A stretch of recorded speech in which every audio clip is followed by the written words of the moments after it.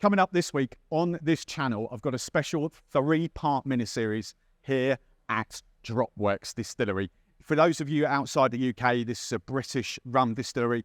At the time of shooting, is the biggest in Europe.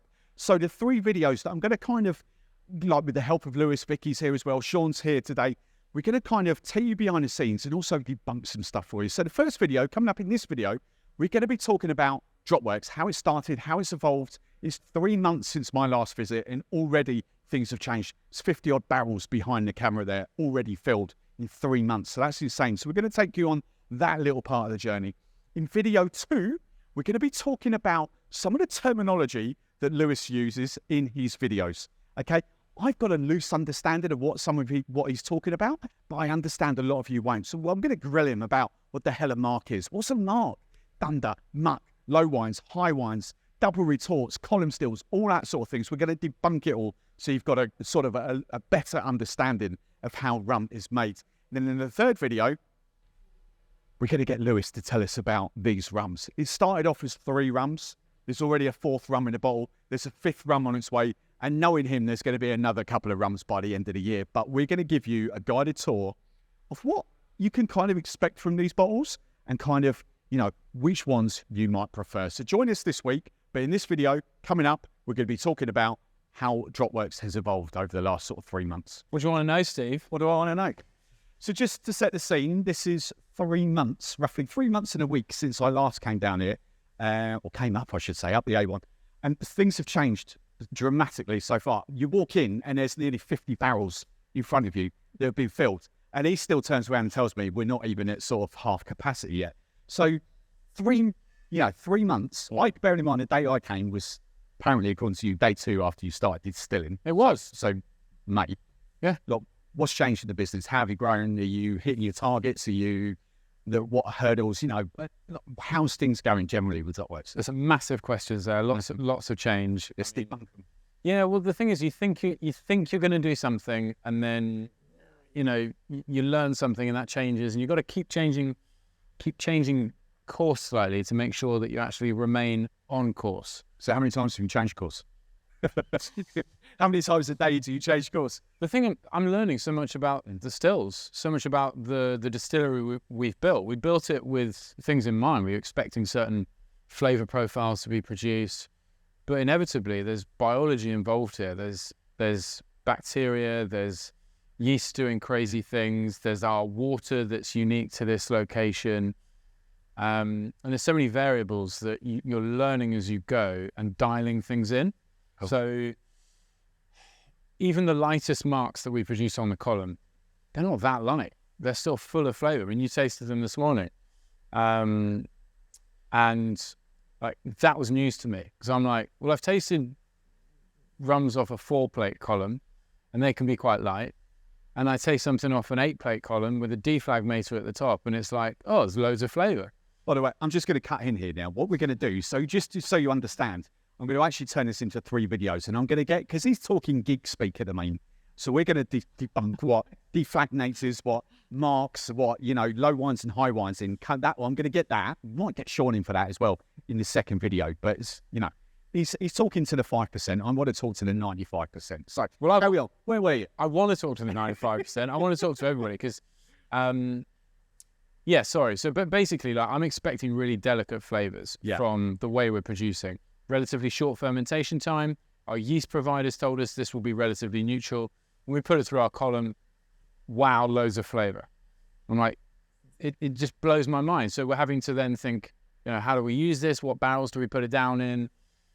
Does it what proportion of the blend? So that changes how much yeast we need to buy of that yeast strain because we've got different yeast strains. So you're learning all the time. So when you started up, so we'll deep dive into this in a second of why you started up, because I don't think we've actually got that on camera. Why? With the way you're looking, I'm not sure that's the story you want to come out, but it definitely is. It definitely is. But so bearing in mind, right, you went down this journey, say even like 4 or 5 months ago, you had the clear identity of the 3 rums that we've got in front of us here, you kind of wanted to make, but already, even within 2 months probably, you had sort of like a 6-week-old cask strength and that you were coming out, and you've got a dark rum that's sort of behind there. You haven't got the bottles, and you've got a super funk. You know, so from our point of view, we can already see it's changed dramatically, because obviously these weren't in your grand scheme of things this early doors. No. Is that just purely as a process of you playing about with the stills and your different marks coming off to think, actually, we could do that instead? I think it's learning on the job, learning as you go, realizing what the potential is of the distillery, seeing the amount, the range of flavor that can be produced. Because even just a minute ago, I talked about rum being like a delicate style rum or a light style of rum. Like that might be a light as in a profile, like imagine it in terms of noise. Right, It might be a low level volume. Yeah.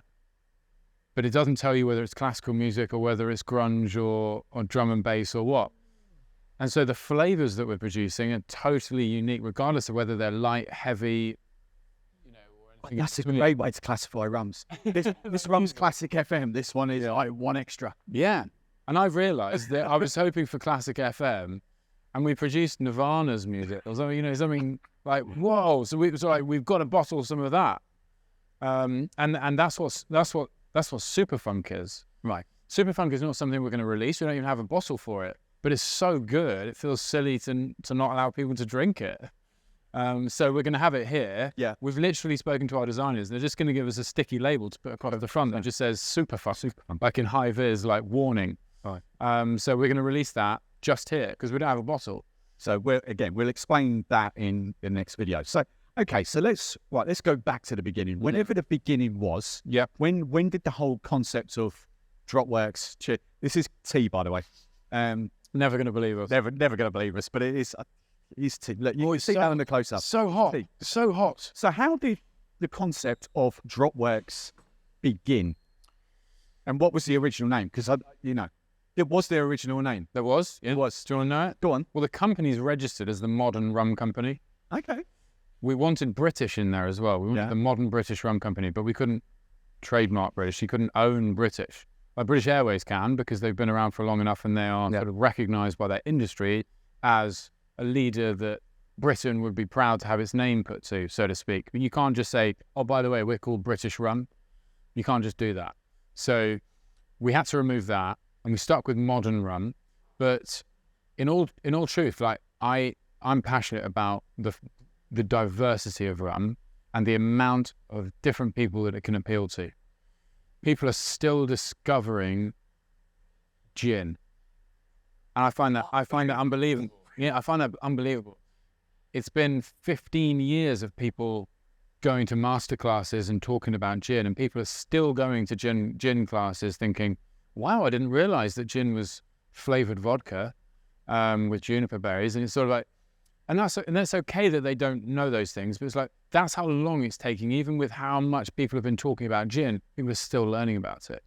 And so with rum, something that is just so much more complex and diverse as a category, I really wanted to represent that with the brand and the brand identity. So DROPWORKS, all about drops, doing individual releases. So super funk, funk drop, clear drop, spice drop. We actually have 5 that we're going to have in our core range. These 3 plus 2 more being one for barrel drop, one that celebrates barrels and maturation. But we've got to wait for that. Yeah.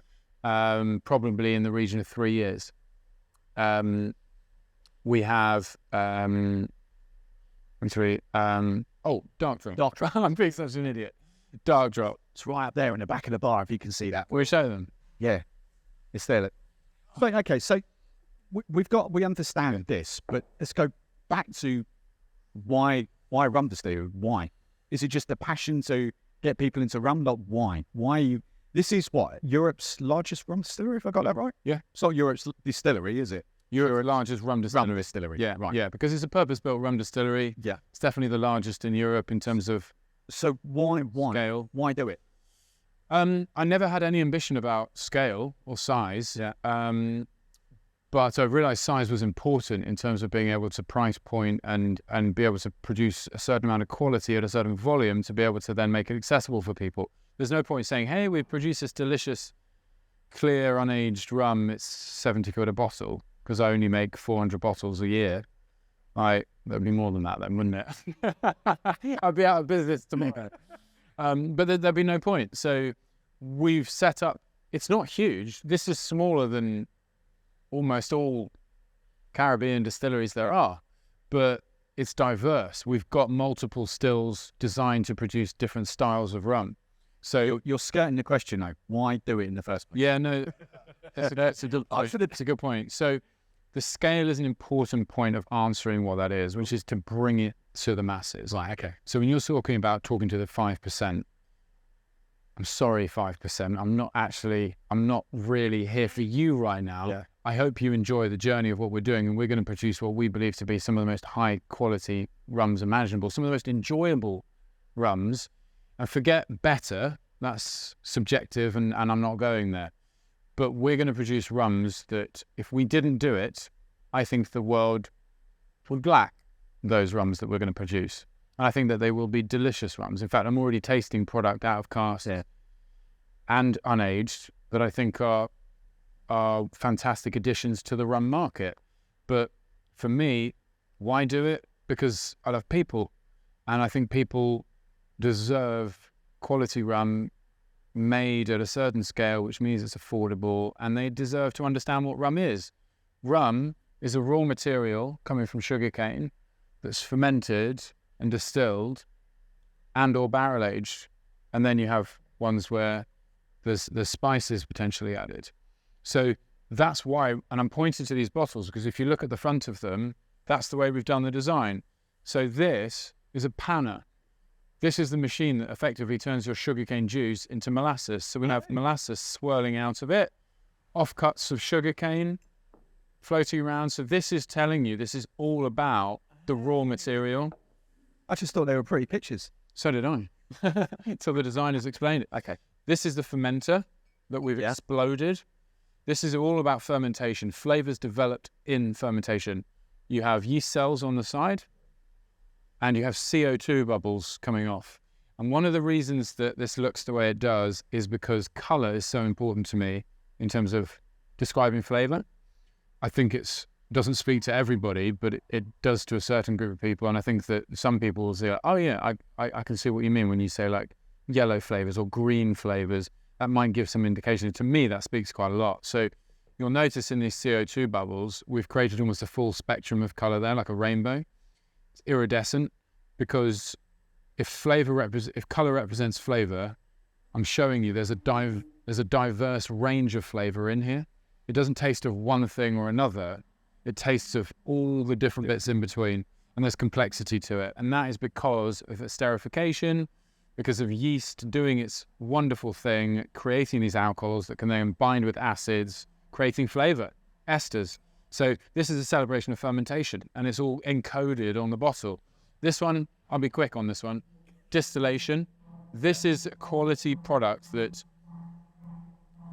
You'll guarantee you'll hear that. What is that? Is that... That's a pump. That's a pump. Sean's pumping. We thought... What are you pumping? Sean's here. I thought he was... He's pumping yeast. He's pumping yeast. I thought that was a bit of Sean's IBS, to be fair. So this is all about distillation. And when I say distillation, I mean this is about quality practice within distillation. So it's not about the fact that it's copper. It is. And this isn't all designed in copper and trying to say, you know, we have copper stills. Yeah, so what? We use the copper to its best ability. We distill extremely slowly. We encourage reflux. Our deflagmator is on almost the whole time through distillation. Tune in for the video too. Yeah. It all leads to high quality alcohol. Soft alcohols that don't need long in barrels to be able to drink them and go, oh, that's quite nice. So you set up, you've had this grand vision, set up a rum distillery. We've got that. I never answered why. No, I can't.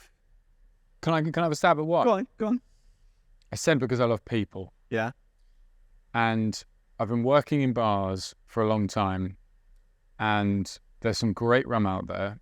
Mostly, the vast majority, especially in the UK, don't know about these great rums. There is an awful lot of funny business in the world of rum that when talking to the 5%, I think that they feel like they know what that is. Yeah. I'm not here to talk negatively about what other brands do, but let's just say the reason I'm here today is because it upsets me enough that I'm having to serve people and products that I'm not proud of, or people saying, oh, I love this, or I love this brand or this one. I'm like, yeah, little do they know. And so for me, I'm here to be a positive voice, to try and make quality and make it accessible for people. So I can say, do you know what? Just taste that and taste it side by side. Right. Now you know a little bit more about quality production, and it's affordable.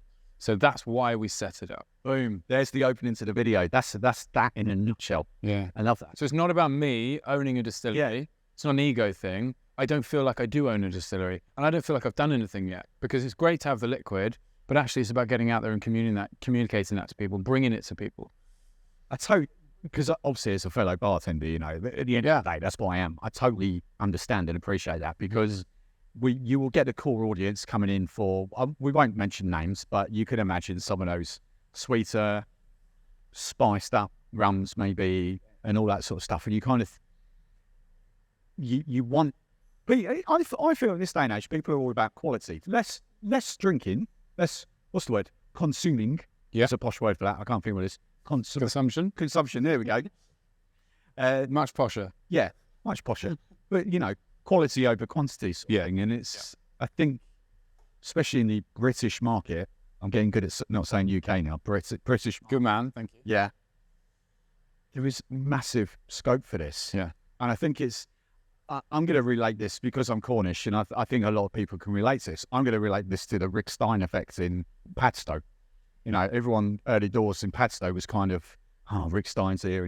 But what he did was just generally bring up the quality. And it wasn't a competition. It was just that everyone around had to then match that quality. Yeah. And all of a sudden, Padstow's become this marvellous place. And it's kind of, I would say, maybe a handful of you guys in nearly dropped UK, in Britain, kind of setting the bar now for other British distillers to kind of match.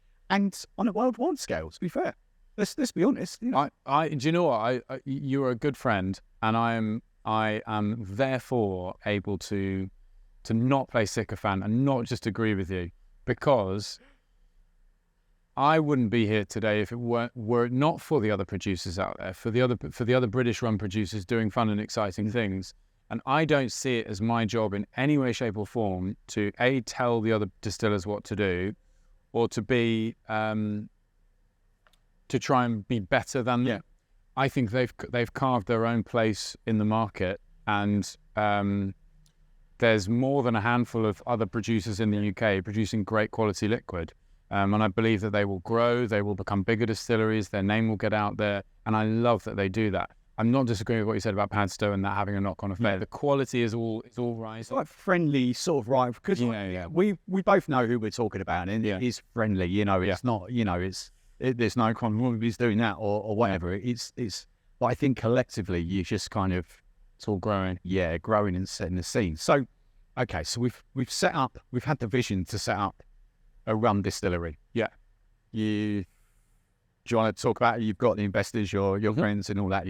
So how do you go, right? So bearing in mind, let's rephrase this. Most rum distilleries in the British Isles set up with one still, maybe, or a tiny little still and grow. You set up with 3 great big whoppers and Christ knows what other tanks and all that behind. Yeah.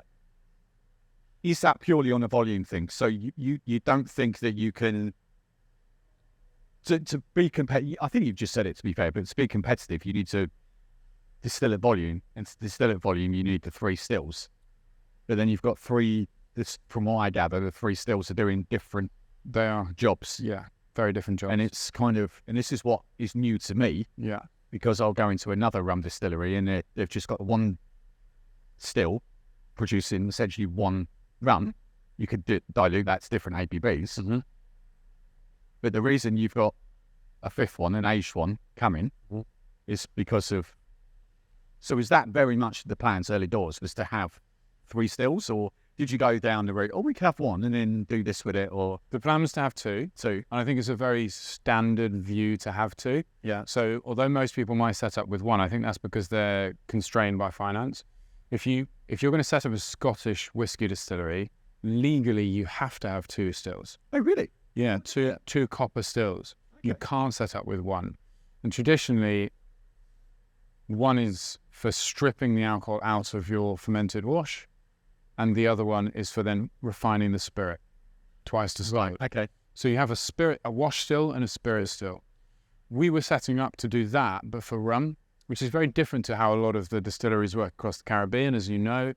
A lot of them have ginormous columns, and a lot of them have double retorts, and which they refer to often as pots.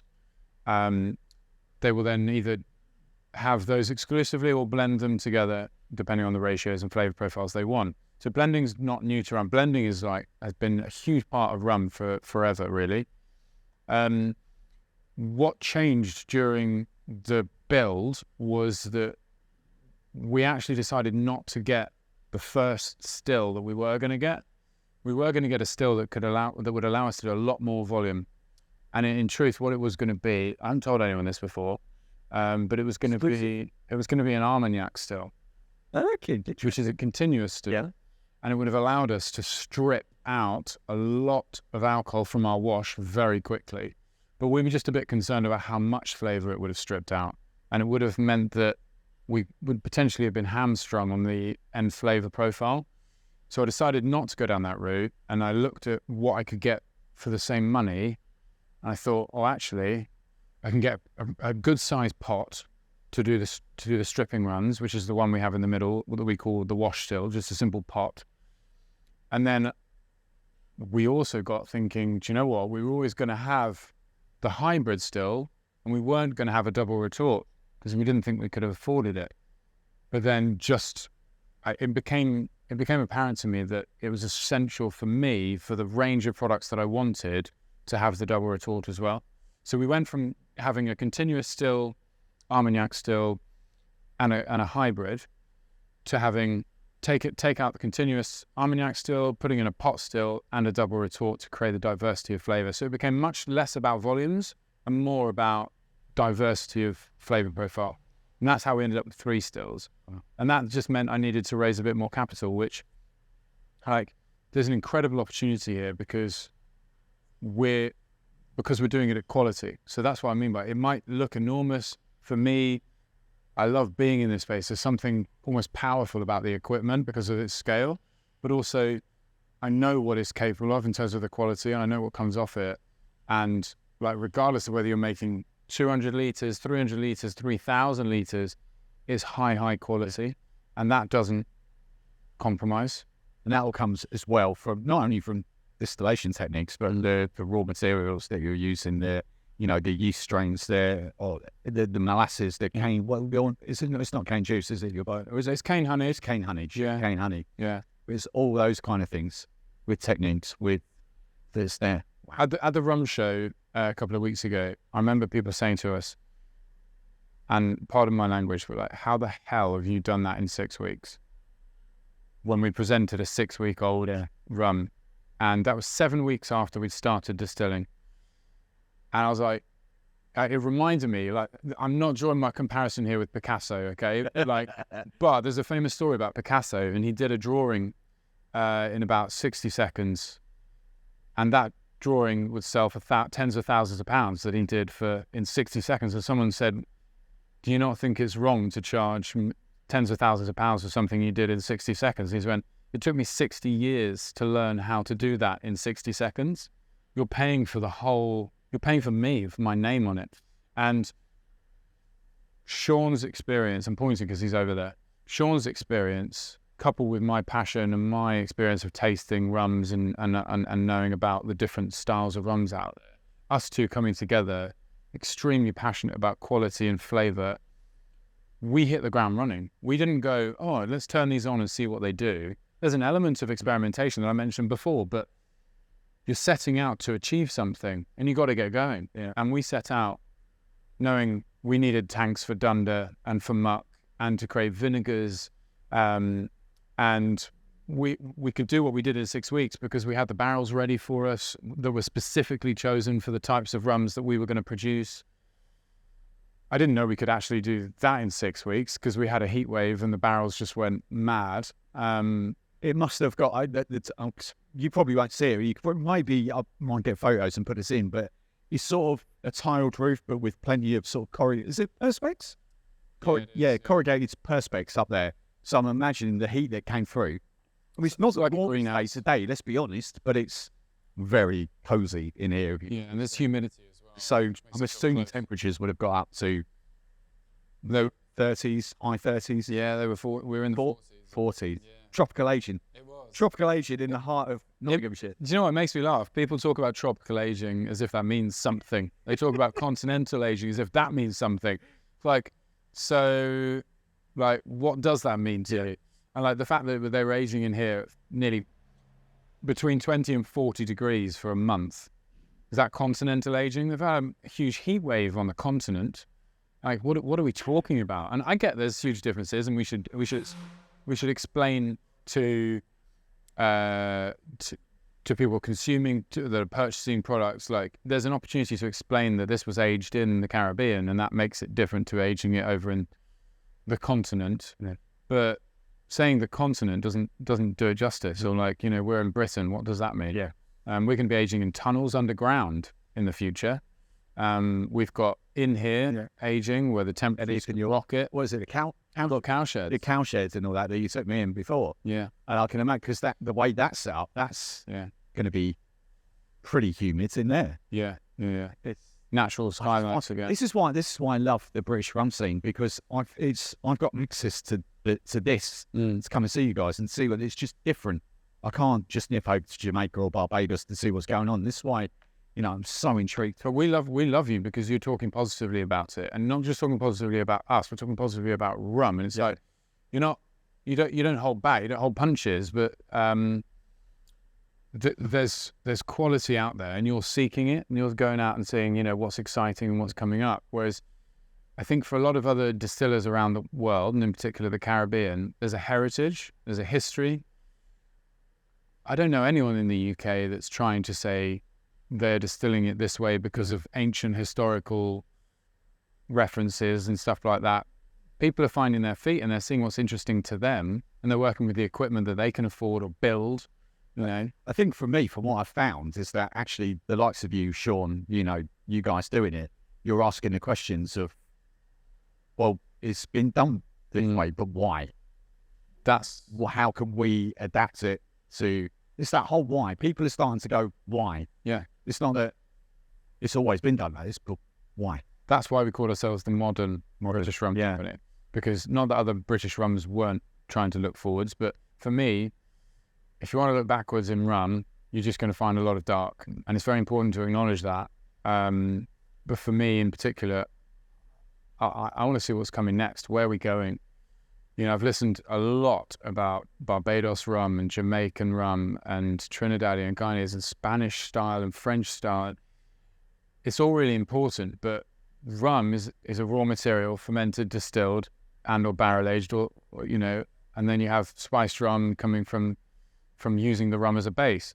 Like, that's what rum actually is, separate to its history. So I guess I'm talking more about science and the production process rather than the history. And for me, that's the bit we should be talking about. Just because they've done it this way for hundreds of years doesn't mean we should.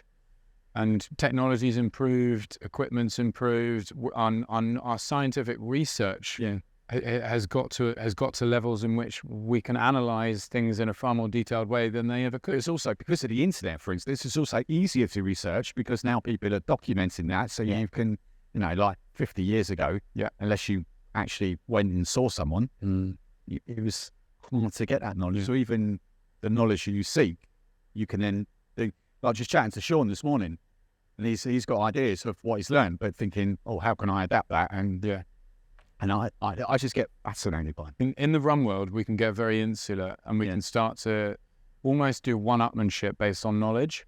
It's like, it's actually not very healthy, I don't think.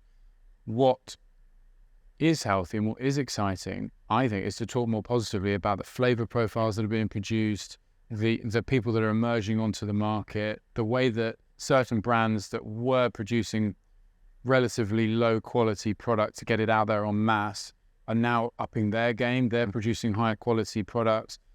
Do you know what? Huge shout out to Mount Gay for that. Mount Gay have really, they've always produced good liquid, but they've started blending and doing things in a way that emphasize the quality that they've got. So you can now access that quality liquid rather than just the previous blends that they had available for you. There's now fantastic liquids.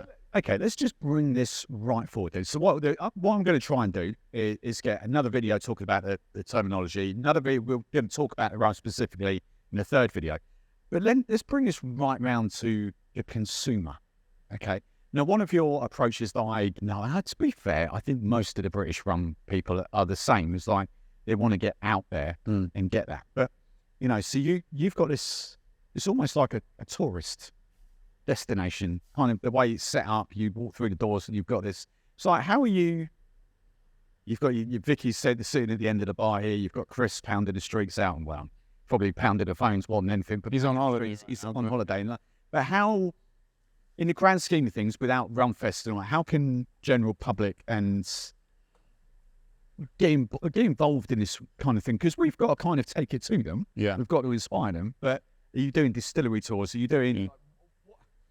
How do you, because at the end of the day, 3 stills, a lot of molasses, 50 odd kegs of rum, casks of rum, casks of rum.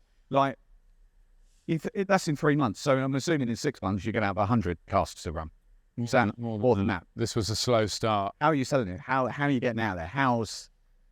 Well, firstly, we're trying to work with venues in particular that are interested in having the conversation with us, because you'd be amazed how many people are just like, it's about the bottom line, and we can't compete with Bacardi and Captain Morgan on price point. We can't. It takes us a long time to produce a small amount of liquid, relatively.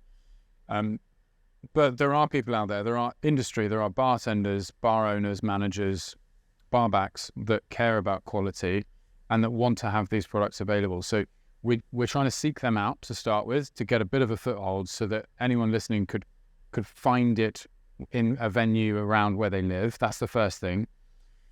We are working on accreditation at the moment to make sure that we could get certain seals of approval to make sure that we are sold in certain supermarkets around the UK, and to be able to export it internationally, because we're doing things right and we need to be able to demonstrate that. So we're applying for those certificates now.